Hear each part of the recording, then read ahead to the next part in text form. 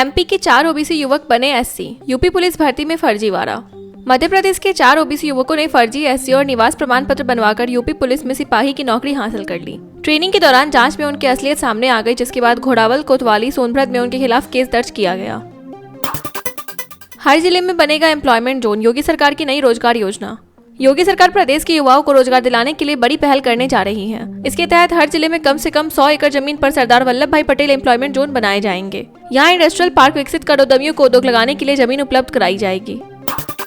Trump कायर है, मोदी भीगी बिल्ली, अमेरिका पर टैरिफ लगाने की केजरीवाल की मांग। पूर्व मुख्यमंत्री अरविंद केजरीवाल ने पीएम मोदी से अमेरिका पर जवाबी टैरिफ लगाने की मांग की। उन्होंने कहा कि यदि अमेरिका 50% टैरिफ लगा रहा है तो भारत को 100% लगाना चाहिए। केजरीवाल ने ट्रंप को कायर और मोदी को भीगी बिल्ली कहा, साथ ही अडानी पर भी तंज कसा। 1 लाख आदिवासी गांवों में विकास की नई पहल, मोदी सरकार का बड़ा प्लान। केंद्र सरकार 2 अक्टूबर तक 324 जिलों के करीब 1 लाख आदिवासी गांवों में पंचवर्षीय विकास योजनाएं तैयार करने जा रही है। इसके लिए 20 लाख अधिकारियों को प्रशिक्षित किया जाएगा। गांवों में आदि सेवा केंद्र बनेंगे, जहां शिकायतों का समाधान और सरकारी योजनाओं की जानकारी मिलेगी। शी जिनपिंग की सीक्रेट चिट्ठी और भारत चीन संबंध। डोनाल्ड ट्रंप के चीन के साथ व्यापार युद्ध के बीच चीन ने भारत से रिश्ते सुधारने की पहल की। इसी दौरान चीनी राष्ट्रपति शी जिनपिंग ने भारत को एक सीक्रेट चिट्ठी भेजी, जिसने दोनों देशों के बीच सुलह की राह खोल दी। इसके बाद भारत ने भी रिश्तों को बेहतर बनाने के प्रयास तेज किए। यह बदलाव अमेरिका के लिए बड़ा झटका साबित हुआ, क्योंकि वह लंबे समय से चीन को संतुलित करने के लिए भारत को अपने पक्ष में लाने की रणनीति पर काम कर रहा था। रामदेव की अपील, अमेरिकी ब्रांड्स का बहिष्कार करे भारतीय।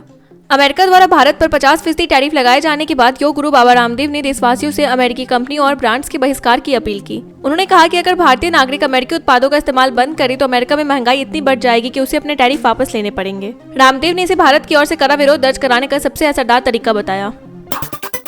भारत चीन नजदीकी पर भड़के ट्रंप के सलाहकार नवारो। अमेरिकी राष्ट्रपति डोनाल्ड ट्रंप के सलाहकार पीटर नवारो ने भारत पर चीन से बढ़ती नजदीकी को लेकर तंज कसा। उन्होंने कहा कि भारत उस चीन से दोस्ती बढ़ा रहा है जिसने अक्साई चीन में हमला किया था। नवारो के इस बयान से साफ है कि अमेरिका भारत रिश्ते इस समय तनावपूर्ण दौर से गुजर रहे हैं। दोनों देशों के बीच आरोप प्रत्यारोप का दौर जारी है और चीन के साथ भारत की गर्मजोशी अमेरिका के लिए असहज स्थिति पैदा कर रही है।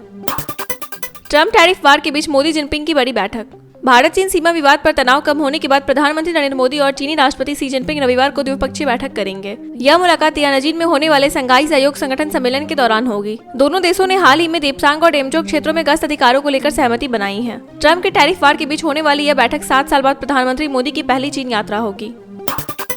पंजाब में बाढ़ का कहर, 150 गाँव जलमग्न, सेना ने शुरू किया रेस्क्यू। पंजाब में बाढ़ की स्थिति गंभीर हो गई है।